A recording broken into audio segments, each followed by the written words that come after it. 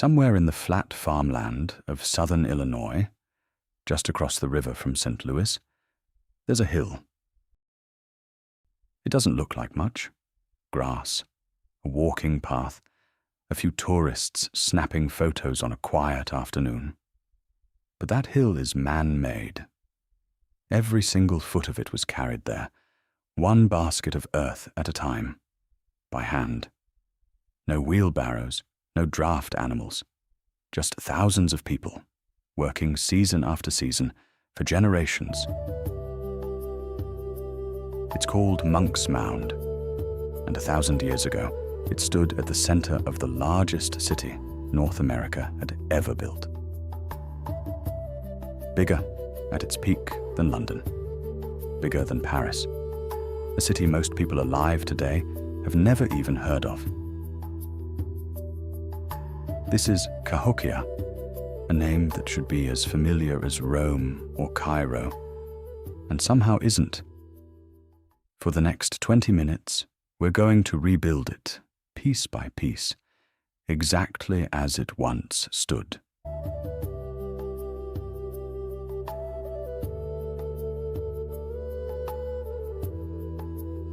Around the year 1100, if you stood on the Mississippi River floodplain and looked east, you would not have seen wilderness. You would have seen a city.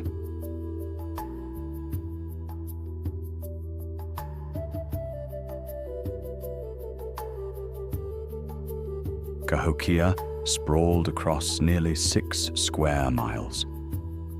Somewhere between 10 and 20,000 people lived here at its height.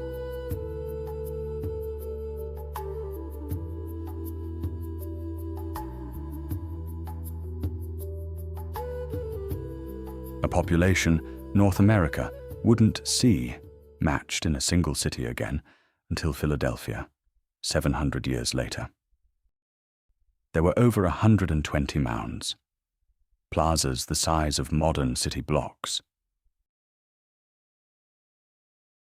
A wooden palisade wall nearly 2 miles long, encircling the ceremonial heart of the city, with watchtowers spaced every 80 feet. And rising above all of it, Monks Mound itself, 100 feet tall, a footprint larger than the Great Pyramid of Giza. The largest earthen structure ever built in the pre-Columbian Americas, built entirely without wheels, without draft animals, without metal tools.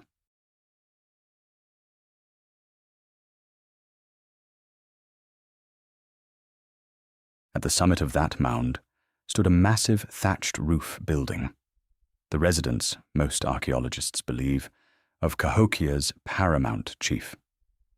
From up there, he could see the entire city laid out below him. The Grand Plaza, the smaller mounds radiating outward.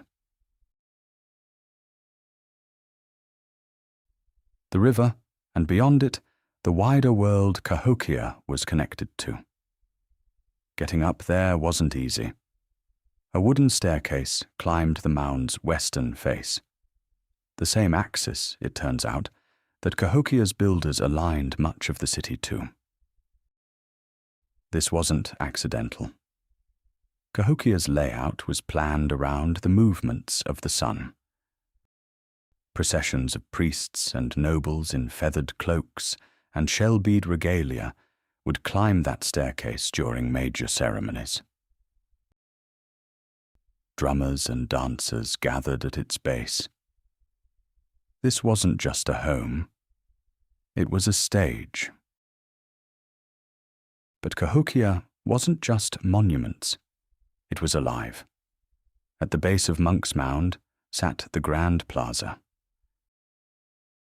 50 acres of perfectly leveled ground, engineered flat by people who moved earth the way we move data. And on any given day, it would have been packed. People played chunky here, a game where a carved stone disc was rolled across the ground, while players hurled spears, trying to land closest to where it would stop. It sounds simple. It wasn't. Chunky stones have been found hundreds of miles from Cahokia, carried by traders and travelers who'd seen the game played here and brought it home. This was Cahokia's biggest cultural export, the thing that made it famous across half a continent. Around the plaza's edges, a market.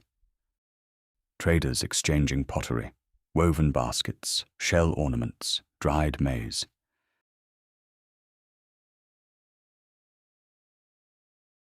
Women grinding corn outside their homes.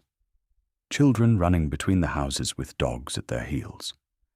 Elders weaving baskets by the fire, telling stories that 500 years later, no one would be left to write down.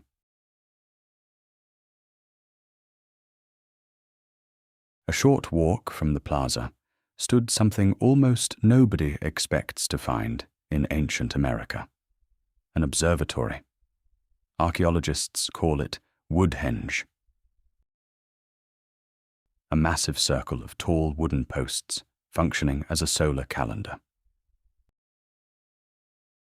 At sunrise on the equinox, the sun would rise directly behind Monks Mound, viewed from the center of that circle. It wasn't a coincidence. It was engineering.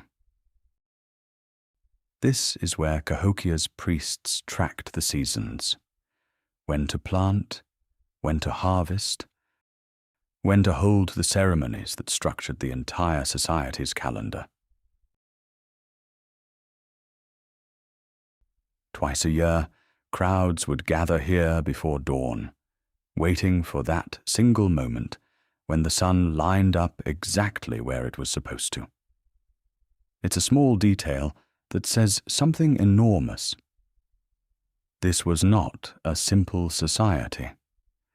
This was a civilization doing astronomy with wood and shadow and centuries of careful observation.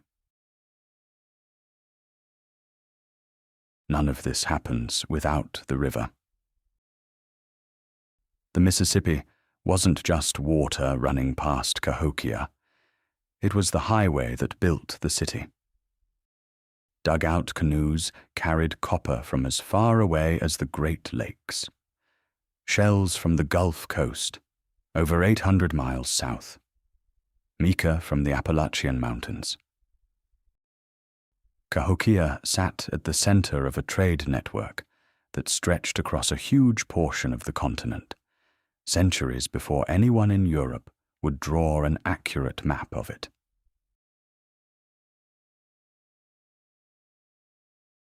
Fishermen worked the shallows. Traders unloaded canoes at riverside landings, examining goods that had traveled unimaginable distances by hand and by water.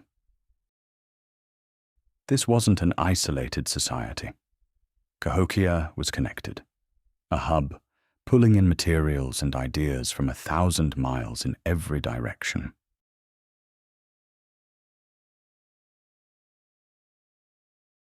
Step past the monuments and the markets, and Cahokia looks a lot like any city, anywhere, at any point in history. Families lived in thatched wattle and daub houses arranged around shared courtyards. Smoke rose from cook fires at dusk. Children learned to shoot small bows under an elder's watchful eye. Toolmakers knapped flint. Potters shaped clay. Healers gathered medicinal plants from the surrounding forest. This is the part that's easy to forget when you're looking at a 100-foot mound. Cahokia wasn't built by an abstract civilization. It was built by people who worried about the harvest, who taught their kids to fish, who buried their dead with care, who gathered around fires at night the same way humans have for as long as there's been fire.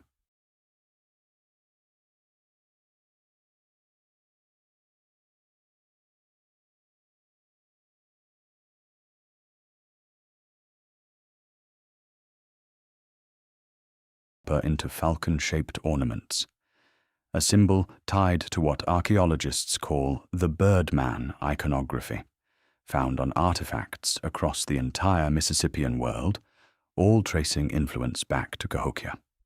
Artisans stringing thousands of tiny shell beads into ceremonial regalia, flint knappers, potters incising sun and raptor symbols into wet clay. This is what a surplus economy looks like. When farming and fishing produce more food than the people growing it need, some of those people get to become something else: a coppersmith, a bead maker, a priest, a builder. That specialization is one of the clearest signs archaeologists look for when they're trying to answer a simple question: was this a real, complex civilization, or just a large village? Cahokia answers that question pretty clearly.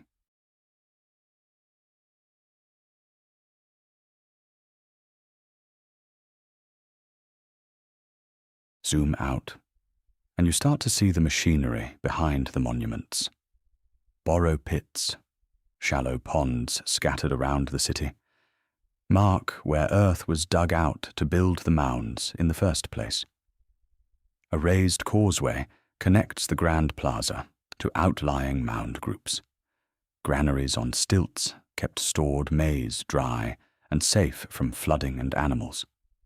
Sweat lodges, council chambers where elders and leaders debated real decisions about labor, land, and resources. This is the part that rarely makes it into the popular imagination of ancient America. The idea that this was a governed, organized, functioning city, with all the unglamorous infrastructure that implies. Someone had to decide how many baskets of earth each family owed for the next expansion of the mound. Someone had to settle disputes over garden plots. Cahokia had that someone. Probably many of them.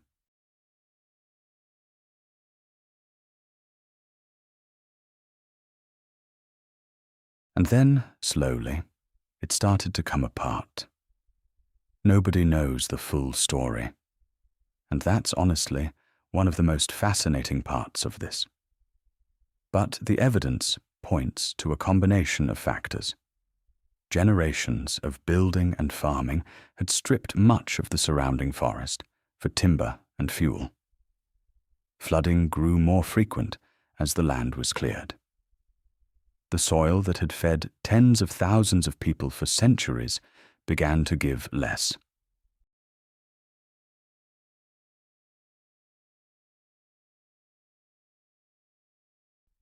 Sometime around 1350, after roughly 300 years as the largest city north of Mexico, Cahokia was largely abandoned, not conquered, not destroyed in some dramatic battle, just emptied gradually, family by family, over the course of a few generations, until the plazas went quiet and the forest began creeping back over the mounds.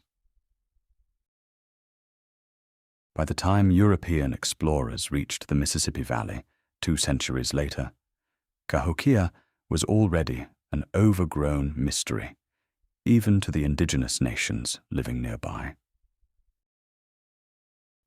The people who built it hadn't vanished. Their descendants carried that history forward in other communities across the region. But the city itself, the physical thing, was already becoming a memory. For a long time, when European settlers found mounds like these scattered across the American Midwest and South, they simply refused to believe indigenous people had built them. They invented theories about lost tribes, wandering Egyptians, almost anyone except the actual ancestors of the nations still living in the region. It took well over a century of archaeology, and a fair amount of stubbornness from researchers willing to follow the evidence, to set the record straight. Today, Cahokia is a UNESCO World Heritage Site. Archaeologists are still mapping borrow pits, still finding new mound alignments, still arguing over exactly why the city declined. Every few years, the population estimates get revised, usually upward. What we know for certain is this. 900 years ago, in the middle of what people once called the empty wilderness of ancient North America, tens of thousands of people built a planned city with monumental architecture, functioning astronomy, a continent-spanning trade network, and a government sophisticated enough to organize all of it. They just didn't leave behind stone to prove it. They left behind earth. And earth, unlike stone, doesn't last forever in the popular imagination, even when it should. Stand on top of Monks Mound today, and you're standing on the work of thousands of hands, stacked one basket at a time, for over 300 years. The city they built is gone, but the mound is still there, quiet, green, and mostly overlooked, right across the river from a modern American skyline that has no idea what it's standing next to. This was Cahokia,